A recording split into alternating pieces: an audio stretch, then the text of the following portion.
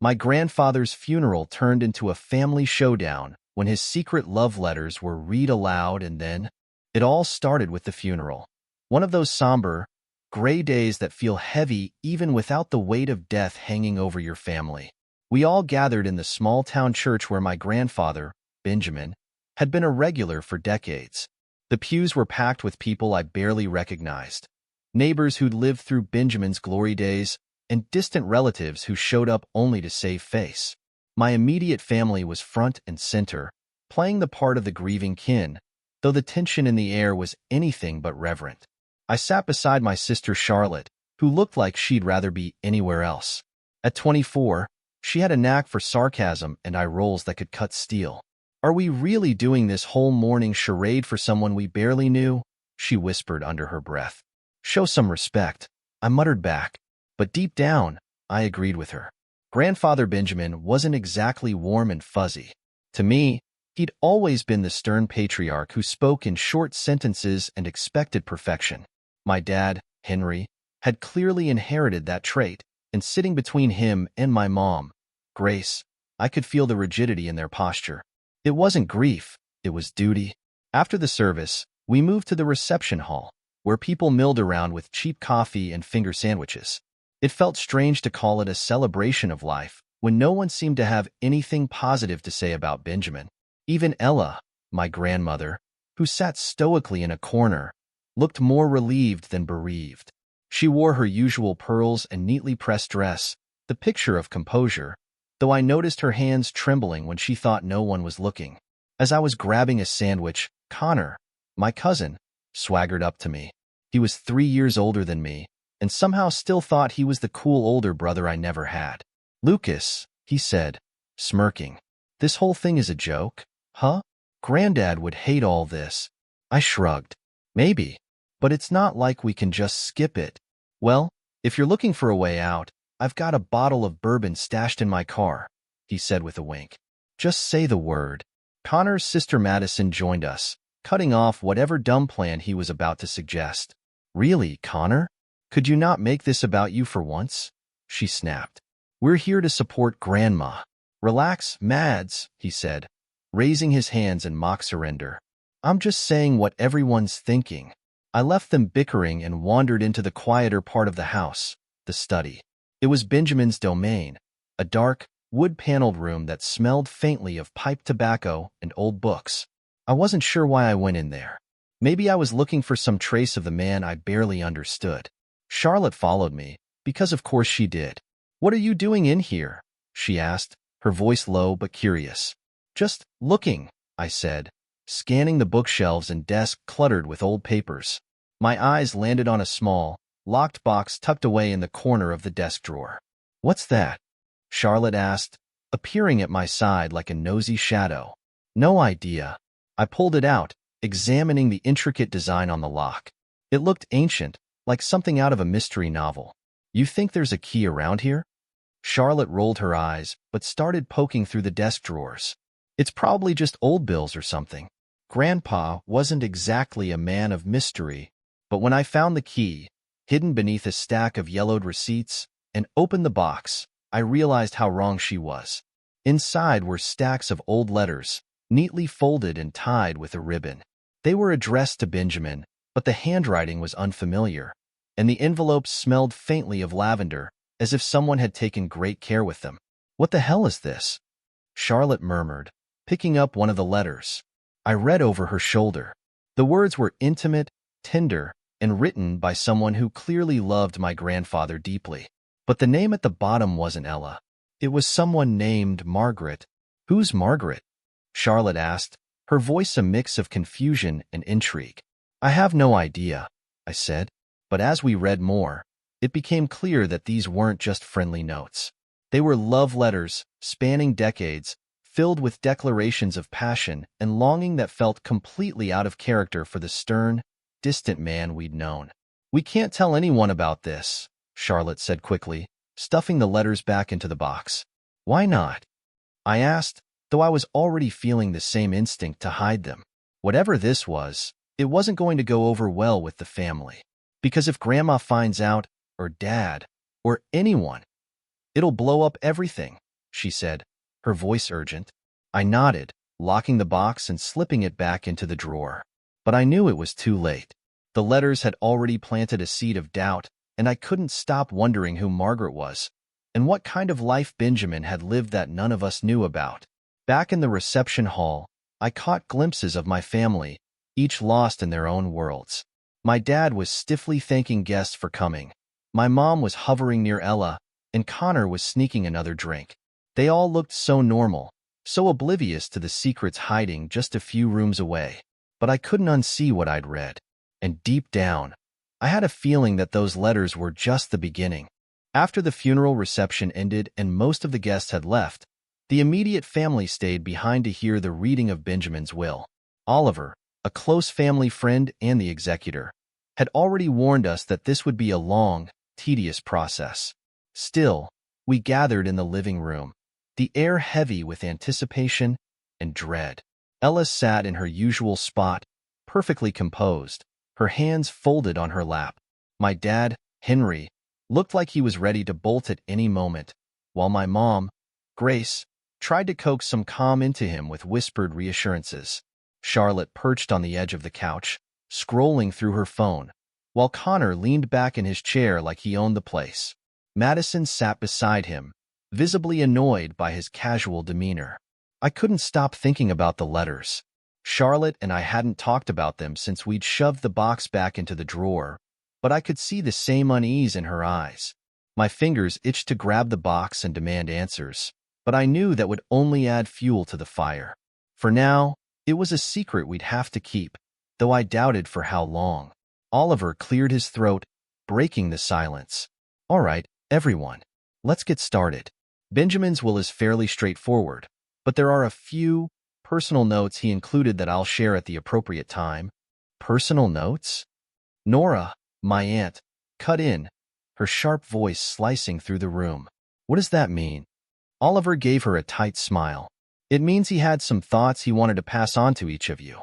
Let's begin. The first part of the will was typical. Benjamin had divided his estate equally among his children and grandchildren. No surprises there.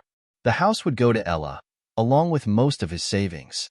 Connor got the fishing boat that had been rotting in the garage for years, which earned him an amused snort from Charlotte. Guess he knew how much you loved doing nothing, she muttered under her breath. But things took a turn when Oliver reached the personal notes.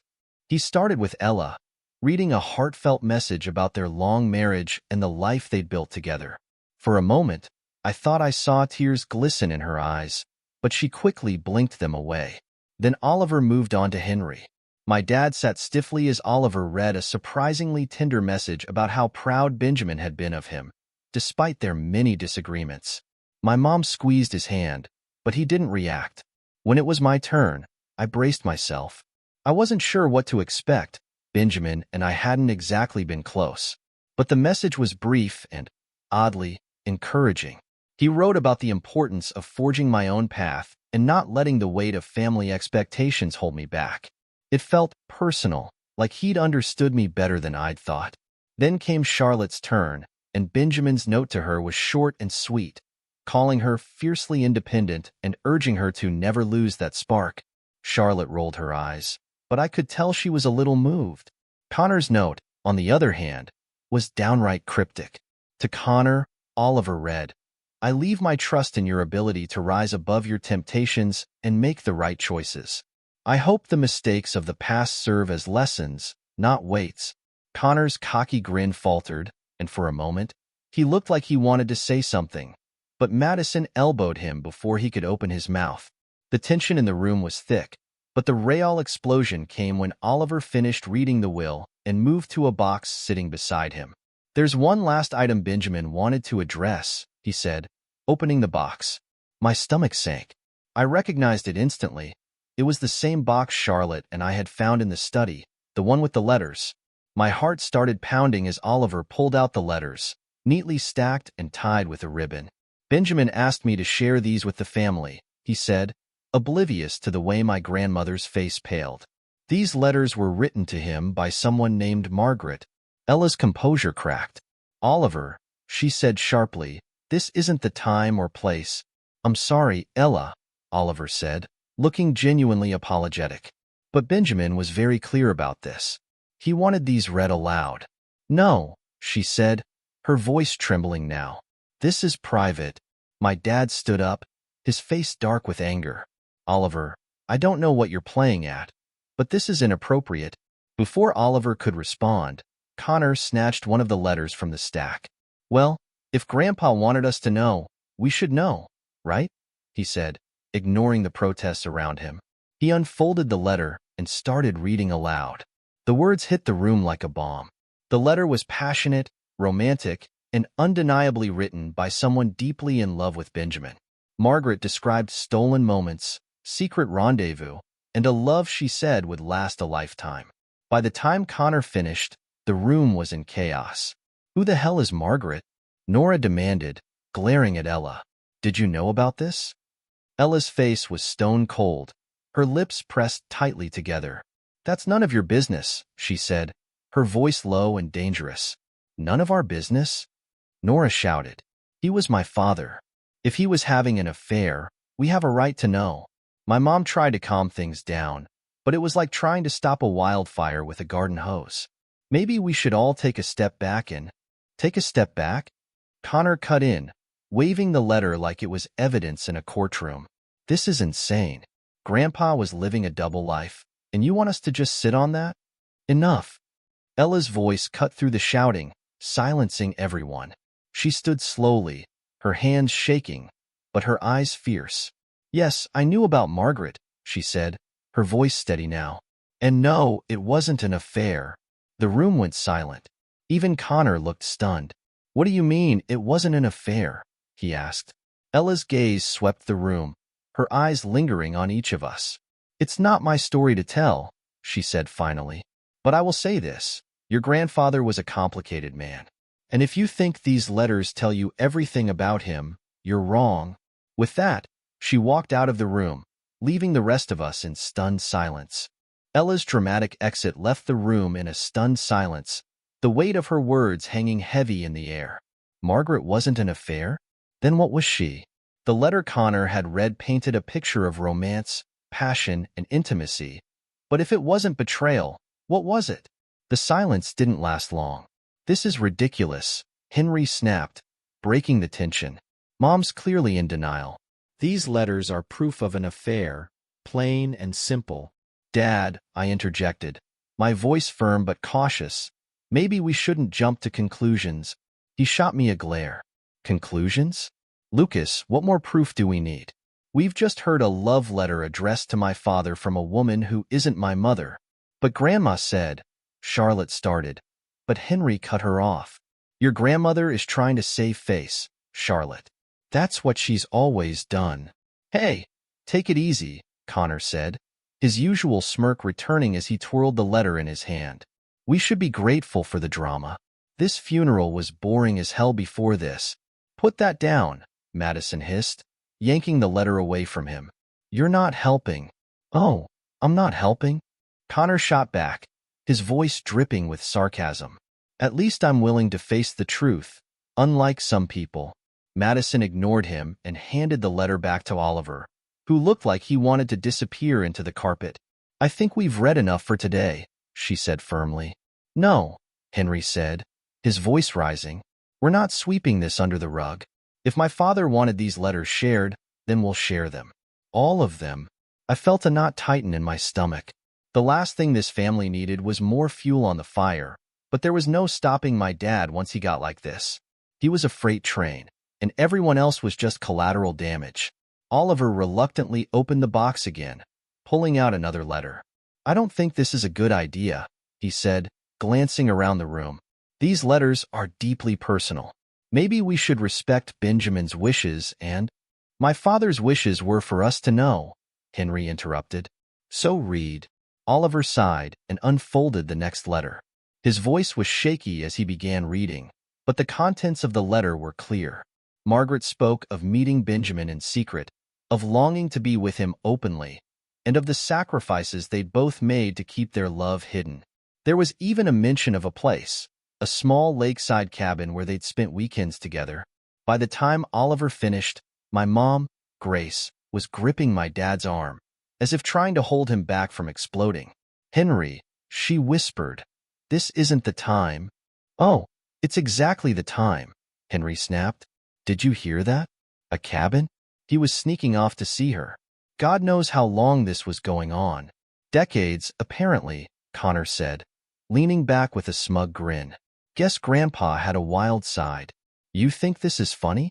Madison shot back, glaring at him. "This is our family we're talking about." "No, it's your family," Connor said, his tone suddenly bitter. "Let's not forget, Madison, that I'm the black sheep here. Or have we already moved on from that convenient narrative?" "What are you talking about?" Madison asked, her voice sharp. Connor's eyes flicked to my dad and then back to the letters. "You know exactly what I'm talking about," he said. "But fine. Let's keep pretending we're all one big happy family." Before Madison could respond, Nora jumped in. "Enough," she said, her voice commanding the room's attention.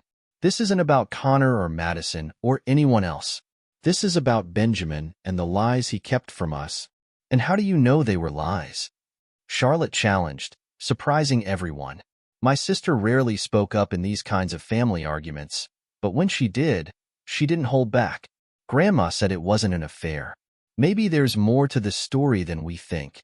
"Don't be naive, Charlotte," Nora snapped. "If it walks like a duck and quacks like a duck, it's a duck." "Wow, profound," Charlotte shot back. "You should put that on a t-shirt." "All right, that's enough," I said, stepping in before things could escalate further. "We're not going to get anywhere by shouting at each other. Let's take a step back and—" "Step back?" Henry interrupted, his voice dripping with sarcasm. "Lucas, you're just like your mother, always trying to smooth things over instead of facing reality." That stung more than I cared to admit, but I swallowed my frustration. "I'm just saying maybe we should talk to Grandma. She clearly knows more than she's letting on." "Agreed," Madison said, surprising me.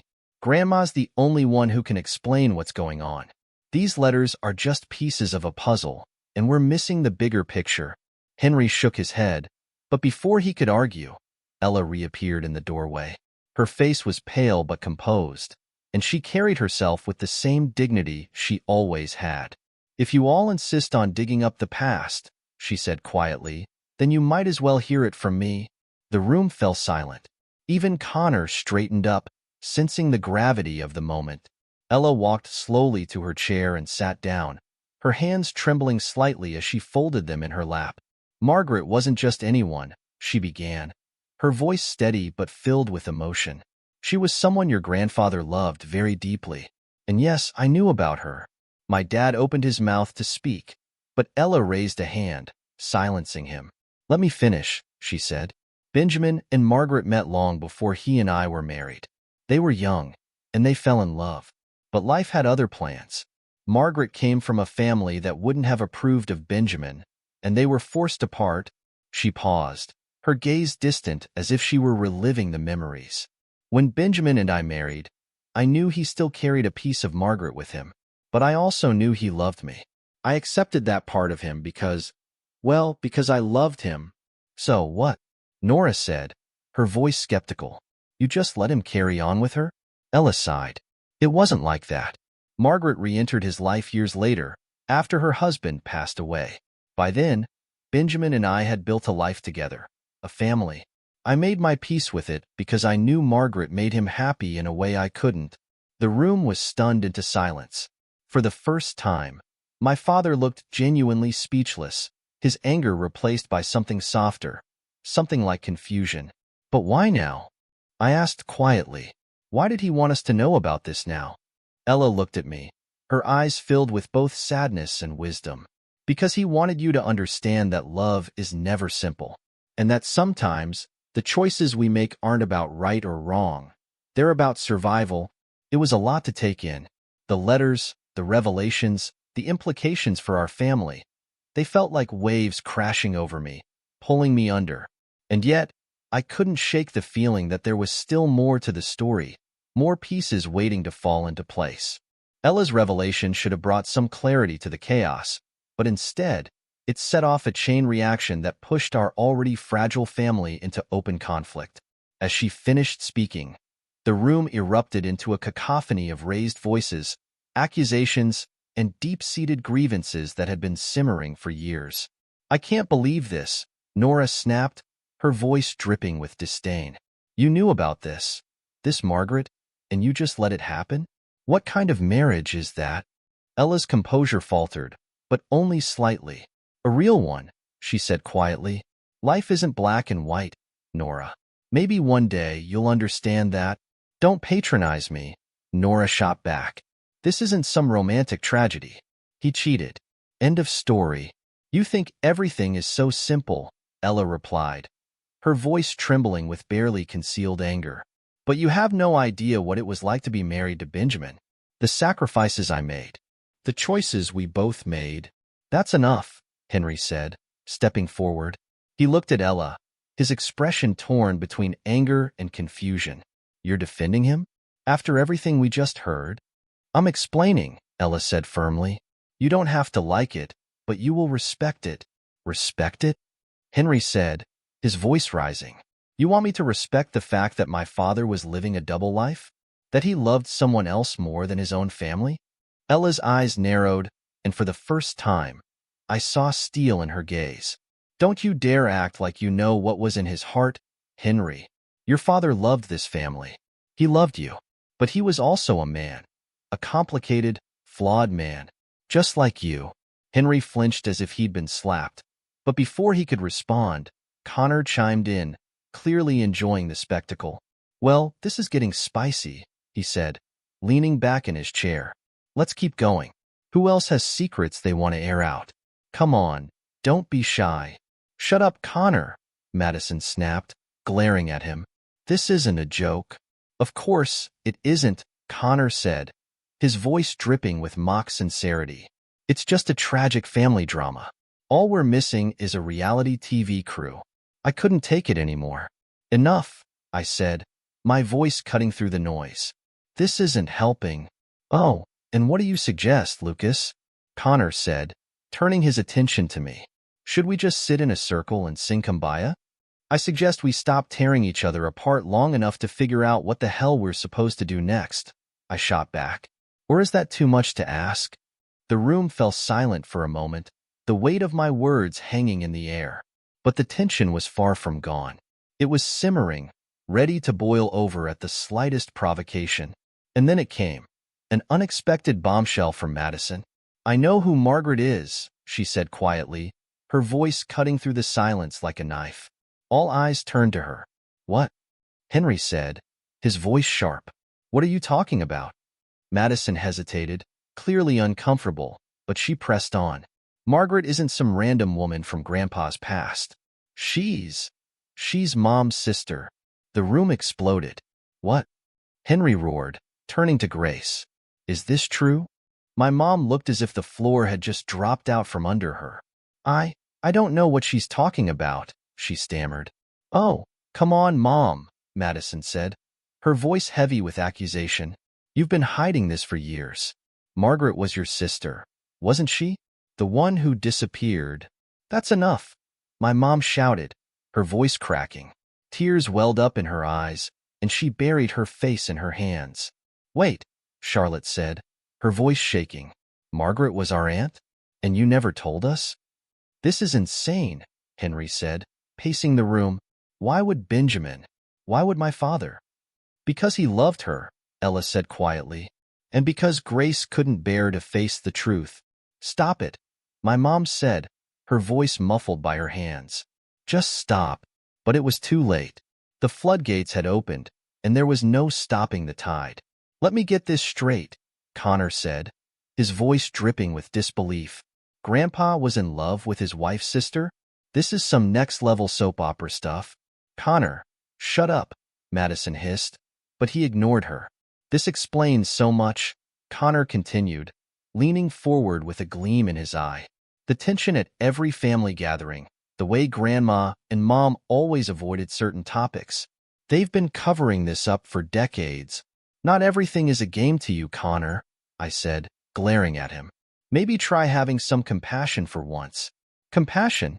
he said, laughing bitterly. "Sure. Let's all have compassion for the fact that our entire family history is built on lies. Connor, that's enough, Henry said, his voice deadly serious. This isn't about you, isn't it?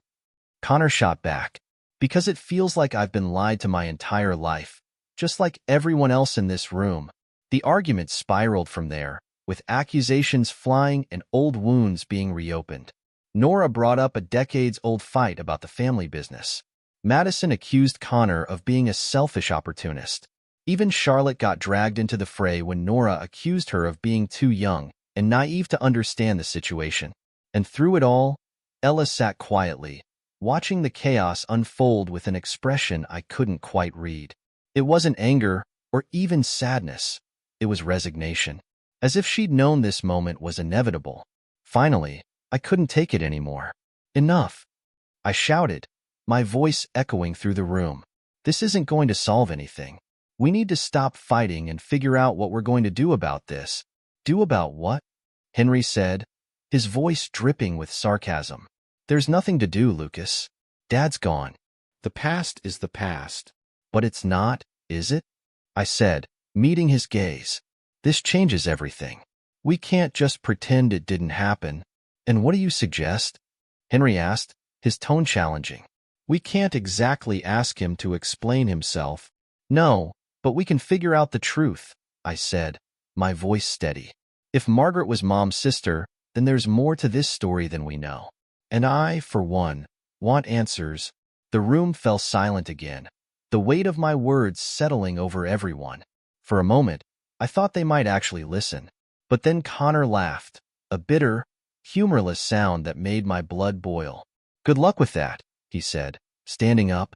This family couldn't find its way out of a paper bag, let alone unravel something this messy. He walked out, leaving the rest of us in stunned silence. And as I watched him go, I couldn't shake the feeling that he was right.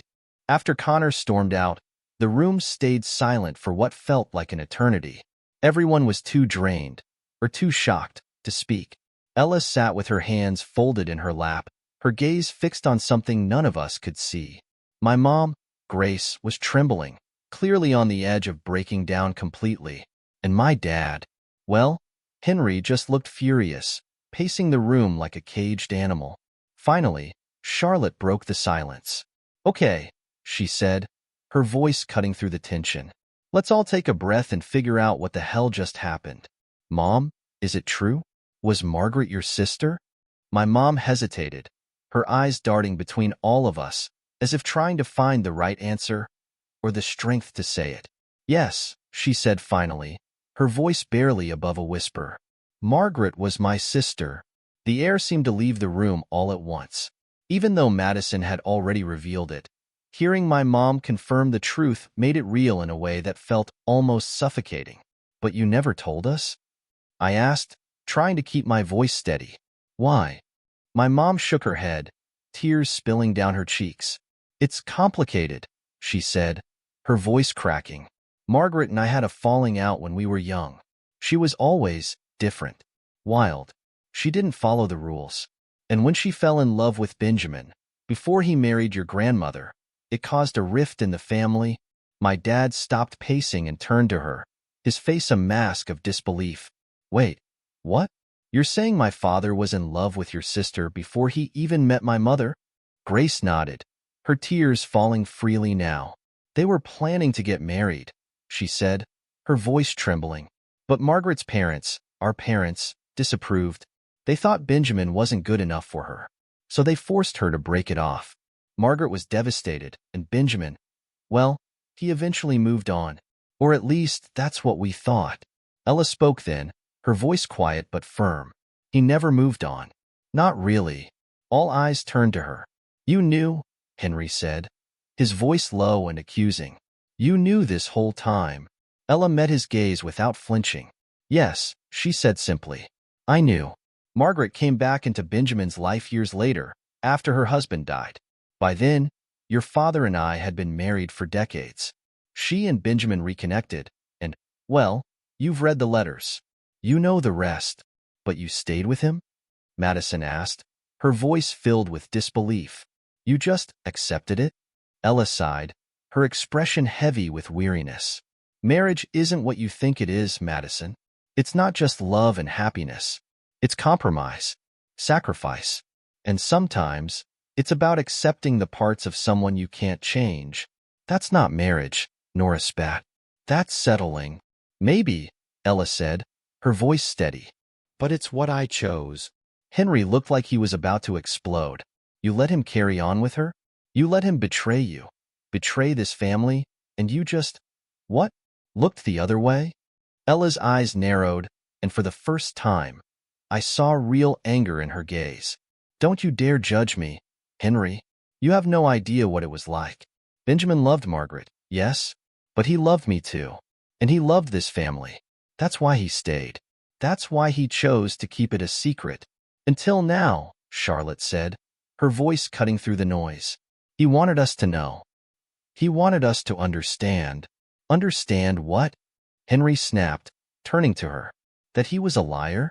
That he put his love for some woman above his own family? Charlotte didn't back down. Maybe he wanted us to understand that love isn't always simple, she said. That people aren't perfect. Spare me the philosophy lesson, Henry muttered, turning away. But I was starting to see things differently. The more I thought about the letters, about what Ella and my mom had said, the more I realized that this wasn't just a story about betrayal. It was a story about choices, about the things we carry with us, even when we try to bury them. And then it hit me. The cabin, I said suddenly, my voice cutting through the noise. Everyone turned to look at me. What about it? Madison asked. The letters mentioned a cabin, I said. A place where Benjamin and Margaret used to meet. What if there's something there? Something that explains all of this? Henry shook his head. This isn't some treasure hunt, Lucas. Let it go. But I couldn't. Something about the cabin felt important, like the missing piece of a puzzle. I think we should go there, I said, looking at Ella. Do you know where it is? Ella hesitated, her expression guarded. I do, she said finally. But I don't think it's a good idea. Why not? I asked. Because some secrets are better left buried, she said quietly. But I wasn't ready to let it go. And, surprisingly, neither was Charlotte.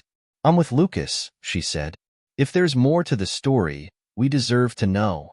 Ella sighed, looking older than I'd ever seen her. Fine, she said. I'll tell you where it is.